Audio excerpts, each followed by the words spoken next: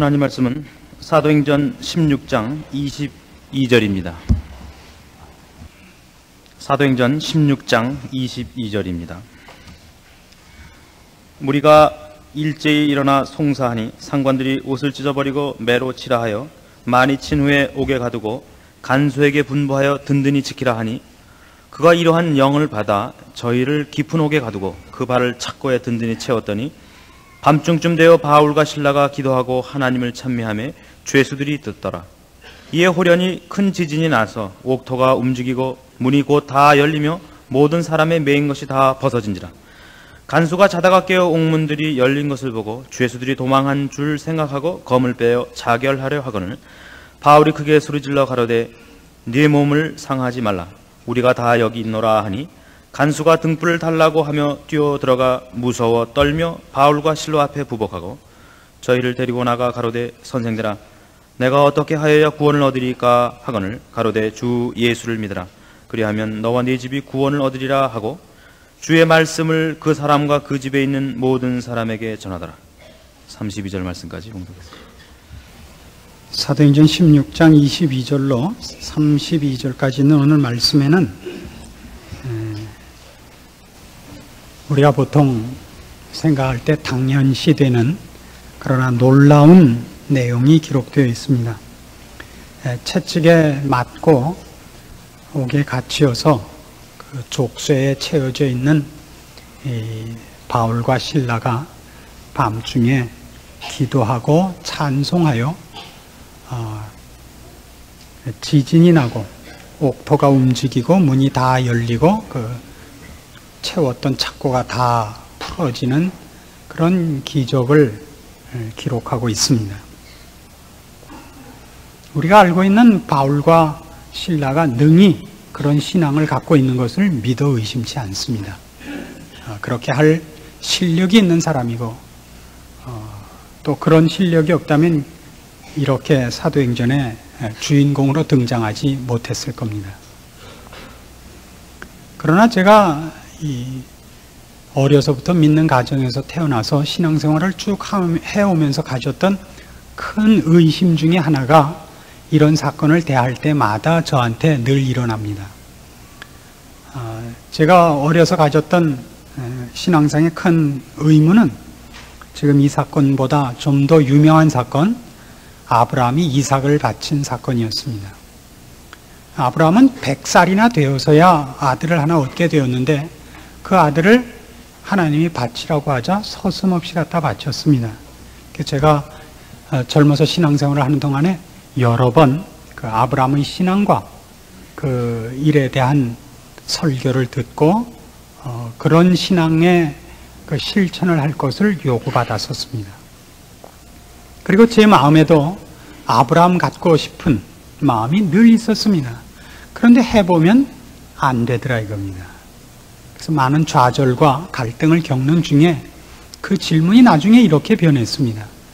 도대체 아브라함은 어떻게 생겨먹었길래 그렇게 좋은 신앙을 가졌을까? 그러니까 처음에는 쉽게 왜 나는 아브라함 같은 신앙을 갖지 못할까? 이렇게 생각을 했었습니다만 좀 지나서 아브라함은 도대체 어디서 그런 신앙을 소유하게 되었을까? 그래서 오늘도 이 내용을 살펴보면서 도대체 바울과 실라는 어떻게 이런 신앙을 가질 수 있었을까? 이것이 저에게는 훨씬 관심의 초점입니다.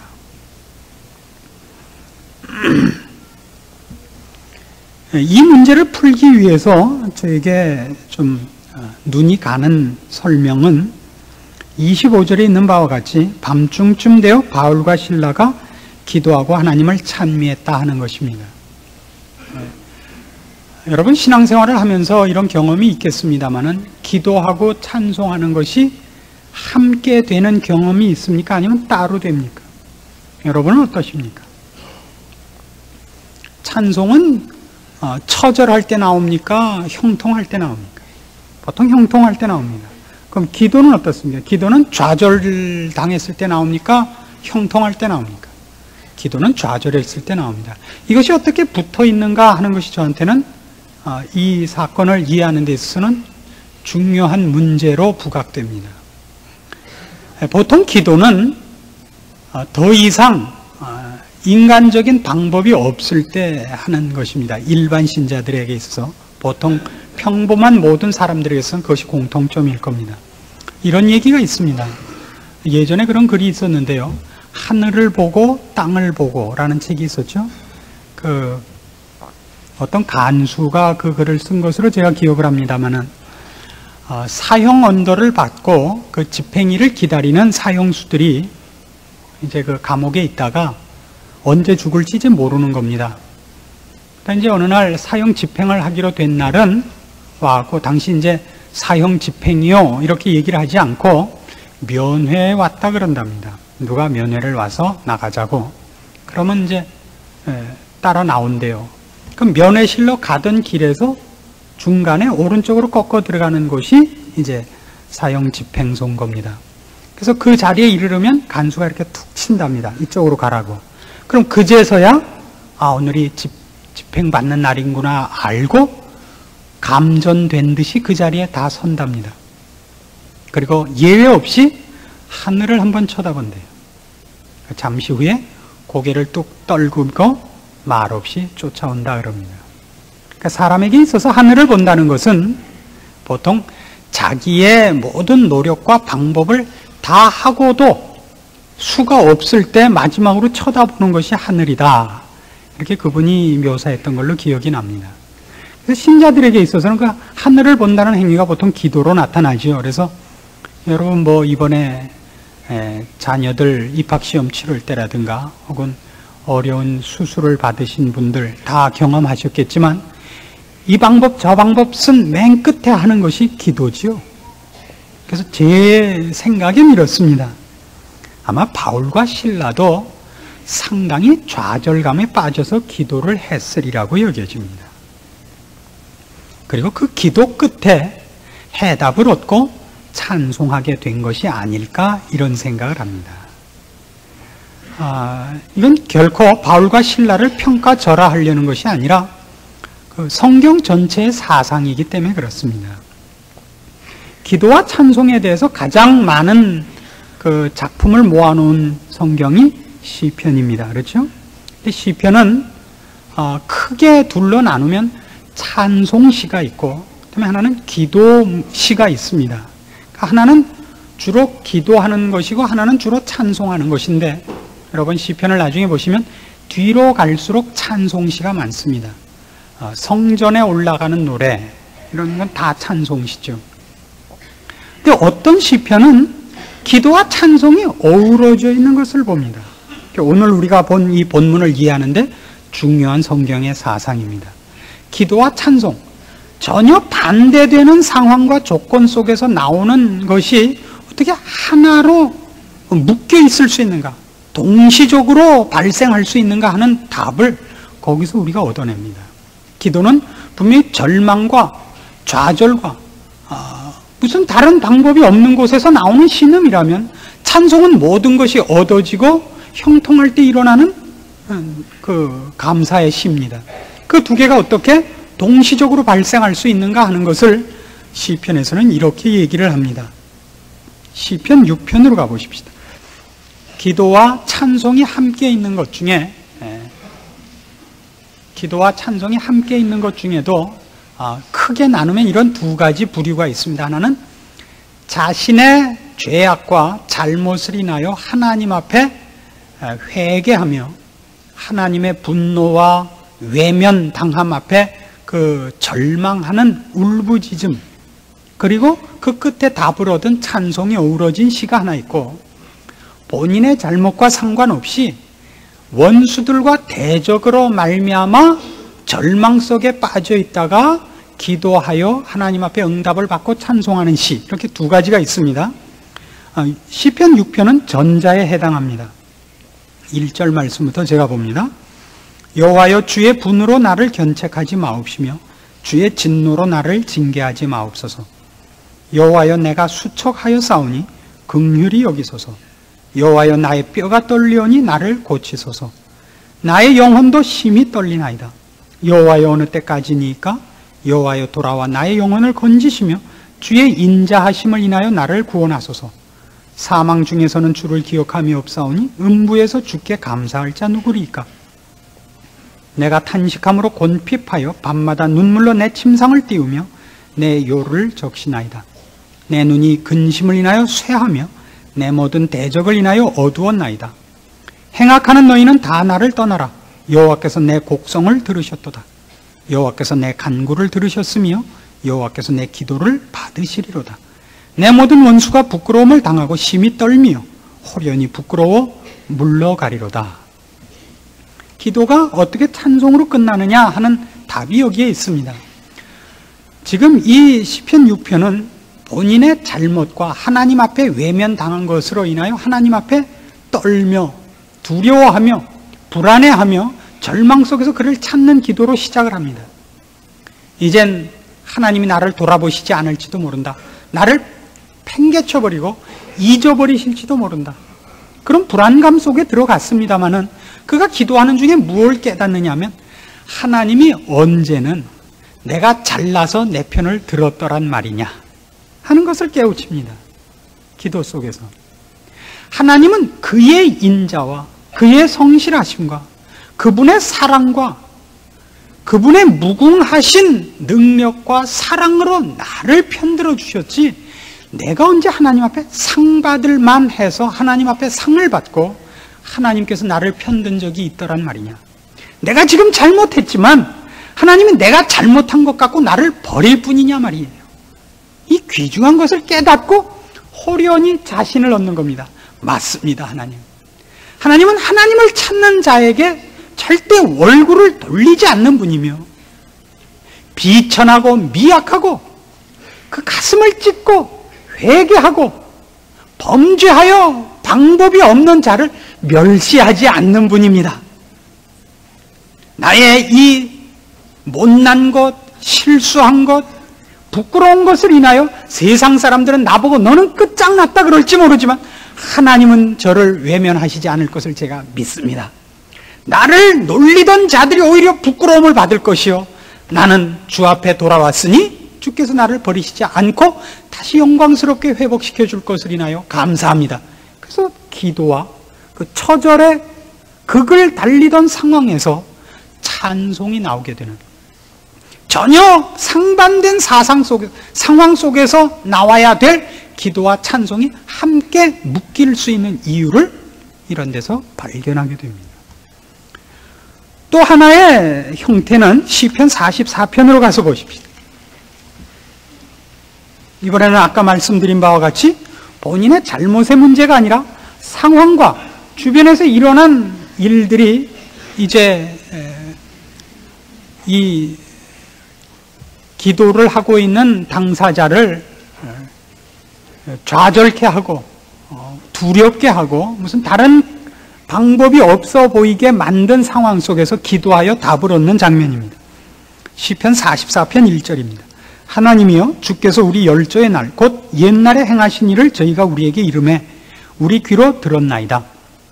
주께서 주의 손으로 열방을 쫓으시고 열조를 심으시며 주께서 민족들은 괴롭게 하시고 열조는 번성케 하셨나이다. 저희가 자기 칼로 땅을 얻어 차지함이 아니요 저희 팔이 저희를 구원함도 아니라 오직 주의 오른손과 팔과 얼굴의 빛으로 하셨으니 주께서 저희를 기뻐하신 면건이이다.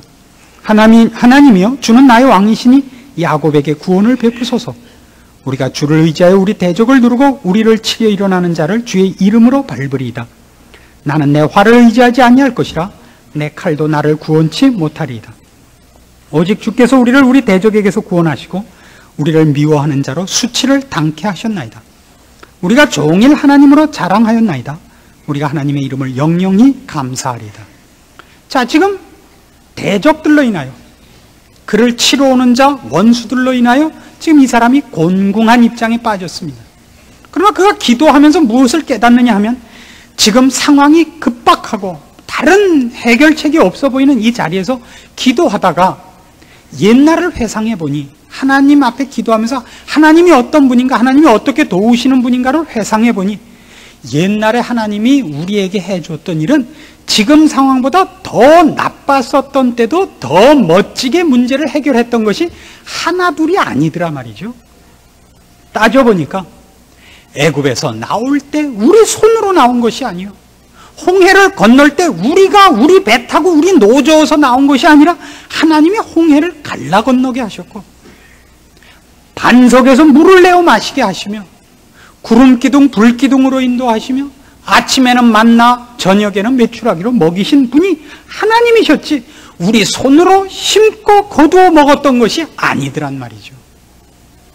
지금 당한 이 다른 방법이 없어 보이는 것 같은 이 촉급하고 다급하고 다른 방법이 없어 보이는 이 절망과 불가능의 상태 속에서도 하나님 앞에 불가능과 절망 때문에 결국 하나님께 기도했는데, 그건 하나님을 믿어서라기보다도 지금 다른 방법이 없어서 하나님께 기도하다 보니까 하나님이 언제 우리를 구원하시고 우리 편을 드는데 세상의 힘이 하나님보다 우세해서 하나님의 일을 방해한 적이 있었던 적이 있더냐 하는 것을 깨닫게 되고, 그 깨달음이 그로 말미암아 찬송으로 그의 기도를 마치게 하더라 이겁니다.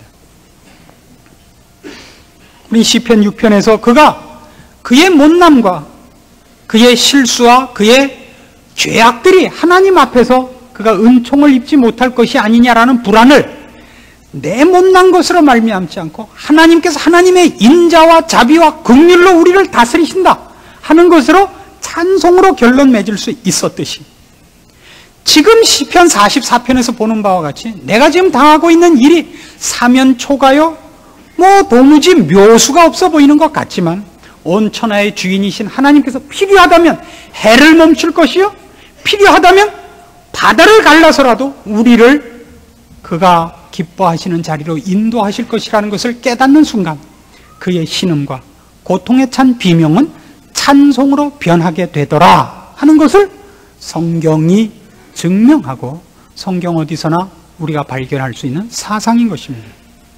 그것이 오늘 우리 지금 사도행전 16장에서도 그대로 재현되고 있는 것을 보는 것입니다. 저들이 밤중까지 무엇을 했으리라고 생각하십니까? 그때까지 기도했으리라고 생각하는 것이 타당합니다. 밤중까지. 거기 이렇게 기록이 되어 있는 것을 보십니까? 25절, 밤중쯤 되어 바울과 실라가 기도하고 하나님을 찬미하며 죄수들이 듣더라. 그러니까 아마 죄수들이 듣더라 하는 소리는 그들이 상당히 울부짖었던 것 같습니다. 생각해 보십시오. 지금 2차 전도 여행을 떠났는데 바울은 그의 전도 여행 동안에 한 번도 환대를 받아본 적이 없습니다.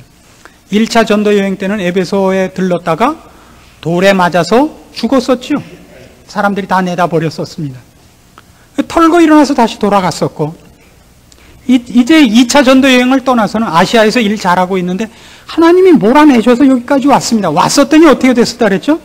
반기는 자 아무도 없이 여자 몇 명 만난 것밖에 없었고, 그리고 이제 좀 힘을 쓸만해지니까 붙잡혀서 매 맞고 감옥에 갇혔습니다. 아마 절망을 했었던 것이 훨씬 자연스러웠을 것이라고 생각합니다. 그리고 그 절망으로 인하여 하나님께 호소하고 울부짖었을 것이고, 그 울부짖음이 이제 우리가 시편에서 본 바와 같은 경로를 밟아 저들에게 찬송으로 결실되는 것을 봅니다. 그 어간에서 깨닫는 것, 우리가 시편에서 깨달은 것을 여기서도 깨달았을 것이라는 것을 좀 더 증거를 찾아보기로 합니다. 고린도 후서 1장으로 갑니다.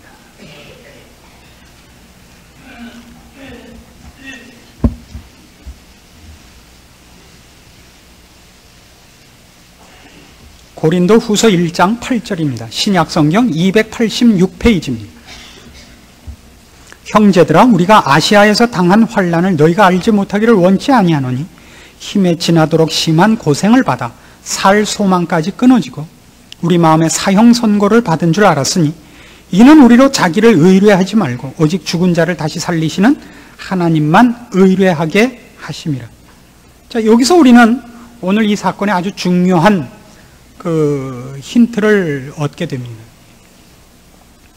그들이 아시아에서, 지금 바울 얘기입니다. 바울과 그 일행이 아시아에서 어떤 환난을 당했느냐 그럴 때, 이젠 죽었다, 이제는 끝인가 보다 라고 생각할 정도의 환난을 당했었다 그럽니다. 근데 그걸로 죽지 않았답니다. 그래서 바울이 스스로 생각한 겁니다. 왜 하나님의 일을 하는 우리에게 이런 환난을, 그것도 목숨이 붙었다 떨어졌다 하는 환난을 당하게 하실까? 그가 얻은 결론은 이겁니다. 하나님만 의뢰하게 하려고 그랬답니다. 그럼 다시 본문으로 돌아와서 그것이 본문에서 어떻게 나타나는가 보십시오. 자, 이제 바울과 실라는 감옥에 갇혀서 매 맞고 감옥에 갇혀 족쇄를 찾고 있습니다. 착고에 붙잡혀 있습니다. 수갑을 찾고 있는 셈이죠. 수갑 이상입니다만은. 그가 거기서 할 수 있는 건 아무것도 없었습니다. 전도할 대상도 없고 누구한테 호소할 사람도 없고 하나님 앞에 기도할 수밖에 없었습니다. 그냥 이거야말로 얼마나 멋진 겁니다. 멋진 겁니까? 고린도후서 1장 8절 9절 지금 읽은 것과 마찬가지로 그가 이젠 죽었다라고 생각하자 누구에게밖에 호소할 수 없었던가요? 하나님에게밖에 호소할 수 없었습니다. 그래서 그걸로 뭘 알았다고요? 하나님으로만 힘을 삼아라. 오늘도 마치 똑같죠? 감옥에 갇히자 그는 이제 손발이 다 묶였고 감옥에 갇혔습니다. 매 맞았습니다. 뭐밖에 할 게 없죠? 기도밖에 할 게 없습니다. 뒤집어 얘기하면 세상 사람들이 그를 막을 때 매를 때릴 수도 있고 감옥에 가둘 수도 있고 사람을 못 만나게 할 수도 있지만 기도를 막을 방법이 없는 겁니다. 이건 얼마나 큰 비밀이고 그리고 얼마나 사실은 신자들이 맨 처음 알아야 되는 겁니까? 갈릴레이가 그랬죠. 종교 재판을 받고 그랬습니다. 지구가 돈다는 얘기를 취소해라. 취소하고 나왔습니다. 왜 취소했죠? 그래도 돌 거니까. 그렇죠. 내가 취소하면 돌던 게 안 돌 게 아니잖아요. 그럼 뭐라 그래요? 그래도 지구는 돈다. 맞습니다. 하나님은 다른 무엇으로도 하나님 일을 방해받지 않습니다. 뒤집어 얘기하면 하나님은 우리가 기대하고 우리가 그걸 거라고 생각하는 방법과 방식으로 일하지 않습니다. 이것을 배우는 것이 바울에게도 중요하고 우리에게도 중요합니다. 기도를 막을 방법이 없듯이, 즉 우리가 하나님을 찾아가는 것이 잘 읽고 잘 배우는 방법이 아니듯이, 그러니까 그걸 방해하는 것으로 우리가 하나님을 찾아가는 것을 방해할 수 없듯이 꼭 뒤집어서 하나님이 우리에게 역사하시고 하나님의 일을 이루는 것이 형통한 세상적인 환경과 조건으로 되지 않습니다. 그러니까 그걸 제거하고 제한을 두는 것이 하나님이 이 땅에서 그분이 하시고 싶은 일을 하는데 방해가 되지 않는다는 것을 배우는 겁니다. 그게 찬송할 수밖에 없죠. 그걸 사도 바울이 집중적으로 기록한 데를 찾아가 봅시다. 빌립보서 4장입니다.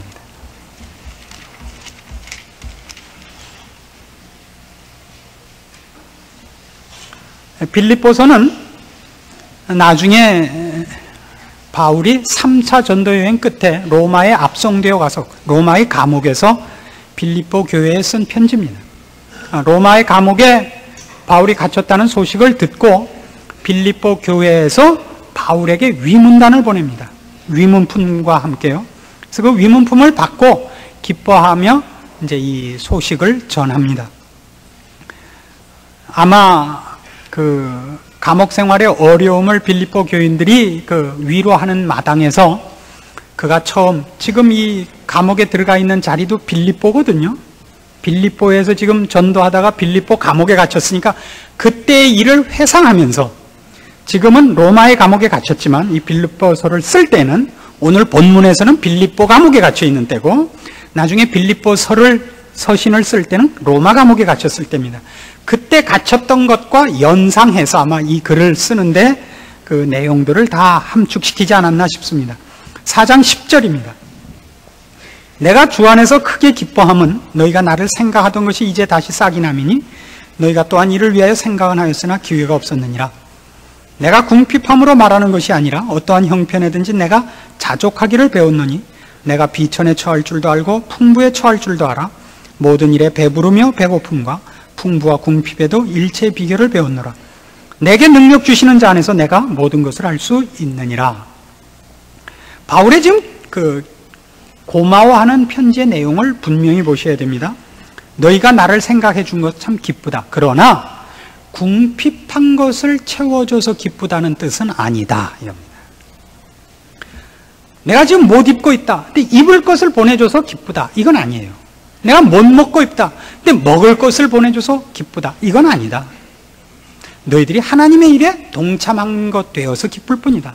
왜냐하면 나는 입었다 못 입었다, 먹었다 못 먹었다는 상관이 없는 사람이다. 그건 나와 상관이 없는 사람이다. 11절 보세요. 내가 궁핍함으로 말하는 것이 아니라 어떠한 형편에든지 내가 자족하기를 배웠느니 내가 비천에 처할 줄도 알고 풍부에 처할 줄도 알아. 모든 일에, 어떤 모든 일이요? 배부른 것과 배고픈 것, 풍부와 궁핍의 일체 비결을 배우느라. 내게 능력 주시는 자 안에서 내가 모든 것을 알 수 있느니라. 즉 바울은 먹고 못 먹는 거, 입고 못 입는 것으로는 흔들리지 않는 사람이라고요. 그를 흔들 수 있는 것은 그에게 능력 주시는 자, 주 예수 그리스도에게만 있습니다. 사도 바울이 지금 얘기하는 것은 오늘 우리가 사도행전 16장 본문에서 그가 기도함으로써 배운 것과 무관하지 않습니다. 그가 배운 건 이겁니다. 그의 기도를 감옥과 채찍과 착고가 방해할 수 없듯이 하나님의 일이 세상적인 어떤 것으로도 방해받을 수 없다는 것을 배운 바로 이것입니다. 뭐예요? 배부른 것과 배고픈 것이 그가 하는 일, 또 하나님이 하는 일을 흔들 수 없고 영향을 미칠 수 없다 이겁니다. 이런 뜻입니다. 어떤 건물을 벽돌로 짓는다고 생각을 해보십시오. 그럼 큰 건물을 지으려면 벽돌이 많이 필요합니다. 벽돌이 10,000장 있을 때 지은 집과 벽돌 1,000장으로 지은 집은 집 규모가 다를 수밖에 없습니다. 그렇죠? 벽돌로 지은 집은 벽돌이 많을수록 큰 집이 되고 벽돌이 좋을수록 좋은 집이 됩니다. 벽돌이 적으면 작은 집이 되고 벽돌의 질이 떨어지면 허름한 집이 될 것입니다. 그래서 그 벽돌로 지은 집은 벽돌이 좋으냐 많으냐 하는 것으로 영향을 받습니다. 그래서 벽돌을 빼면 집이 없어지죠. 그러니까 바울이 하는 얘기는 그겁니다. 내가 하는 일과 내가 가는 길은 세상의 것, 먹는 것, 권세, 입는 것으로는 도움을 받을 수도 없고, 그걸로 도움을 받지 않았다는 것은 그걸로 지은 집이 아니니까 그걸 뺏는 것으로는 무너지지도 않는 일이다 이겁니다. 영향을 줄 수가 없습니다. 바울을 때리는 것으로는 이 일을 막을 수가 없습니다. 그래서 바울에게 권세를 주는 것으로도 이 일은 도움을 줄 수가 없습니다. 그거 이해하시겠습니까? 이번에 대학 입시로 여러분 자녀 중에서 많이 실패하신 것으로 제가 알고 있습니다. 됐다는 사람 소식을 제가 3가정밖에 접수하지 못했습니다. 그 외엔 다 안 되신 것이 분명한데요. 여러분 그것으로 세상적으로 낙심하시고 마음이 상하신 건 제가 이해를 하지만 그것으로 신앙 문제가 흔들리지 않기를 바랍니다. 이렇게 얘기하는 사람들이 종종 있습니다. 그러나 기왕이면 좋은 학교를 들어가는 쪽이 하나님 앞에도 영광이 되지 않습니까? 라고 얘기하는데 그건 바로 이 사상과 어긋납니다. 사도 바울이 초창기에 많이 흔들렸던 것 중에 하나가 그거였던 것 같습니다. 주의 일을 하려면 내가 건강하고 좀 잘 입고 길이 형통한 쪽이 낫지 않습니까? 라고 생각했었던 모양인데 하나님은 그래서 처음부터 그의 길을 언제나 환난과 핍박의 길로 인도하셔서 그로 말미암아 세상적인 조건에 의해서 흔들리지 않는 사람을 만드는 것을 우선하셨습니다. 마음에 사형 선고를 내리게 했죠. 그렇게 함으로써 어떻게 하려고요? 하나님만 의뢰하게 하려고요. 오늘 빌립보서 4장 13절에서 보는 바와 같은 내게 능력 주시는 자 안에서입니다. 세상의 어떤 조건으로도 신자가 가는 길은 도움을 받거나 방해를 받아서는 안 됩니다. 그에게 능력 주시는 자가 하나님뿐이어야 됩니다. 그리고 그것을 배우기 위해서는 여러분은 훨씬 더 많은 세상의 좌절이 필요합니다.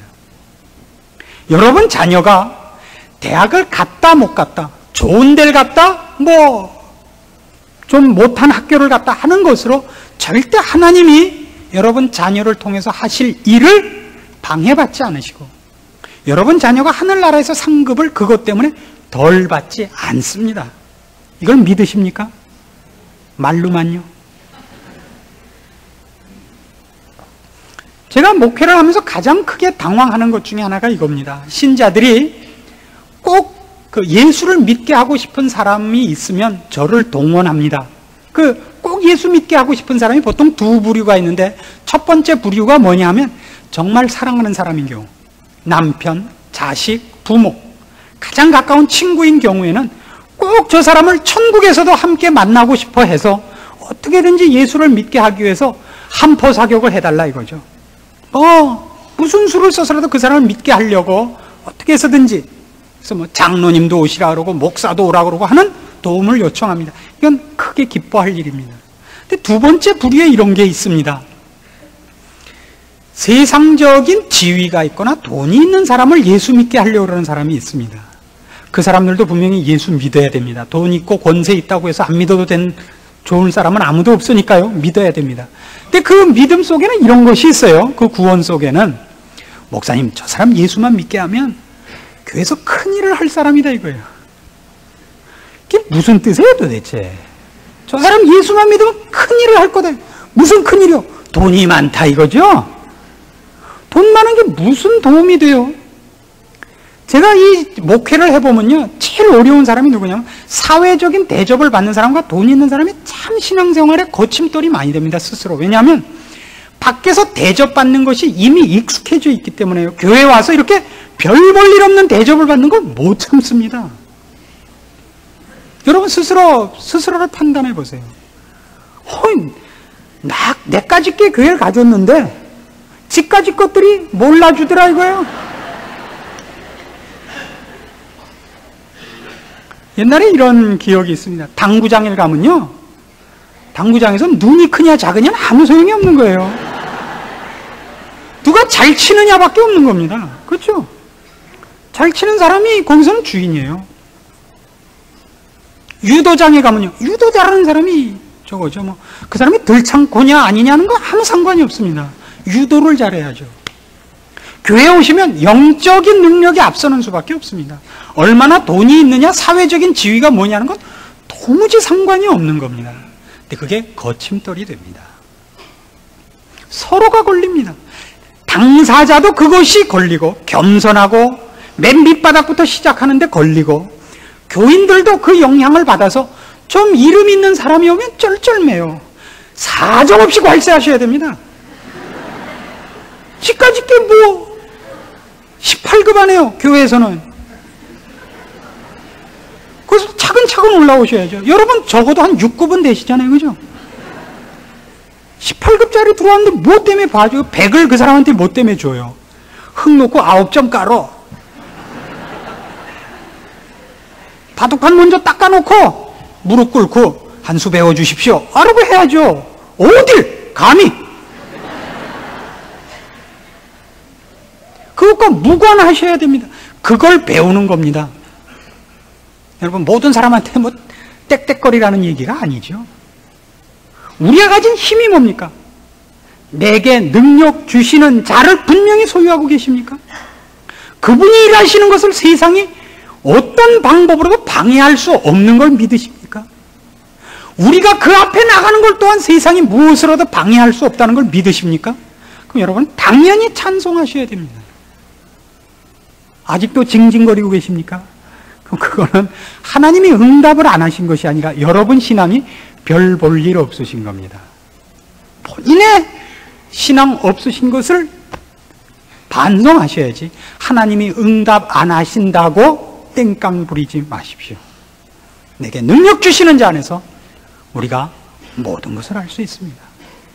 우리를 막을 수 있는 것이 아무것도 없으며 하나님의 사랑과 능력을 막을 수 있는 것이 또한 세상에 없는 줄을 우리가 믿습니다. 기도하십시다. 하나님 아버지 은혜를 감사합니다. 우리가 하나님의 자녀인 것과 하나님의 사랑과 능력 가운데 있는 것을 믿습니다. 이제 어찌하든지 우리가 주를 믿는 자녀로서 하나님과 가까워지며 하나님 우리 아버지로부터만 그 힘과 지혜와 능력을 받기로 약속합니다. 세상의 것으로 견주지 말게 하시며 세상의 환경과 조건을 불평하지 말게 하시옵소서. 우리의 힘과 지혜와 우리의 소망은 늘 아버지 손에만 있게 하여 주시옵소서. 그렇게 우리의 신앙이 자라고 주님 기뻐하시고 주님 무엇이든지 마음에 가지신 것을 우리와 함께 일하실 수 있는 수준으로까지 꼭 우리를 지키시며 인도하여 주시옵소서. 예수님의 이름으로 기도합니다. 아멘.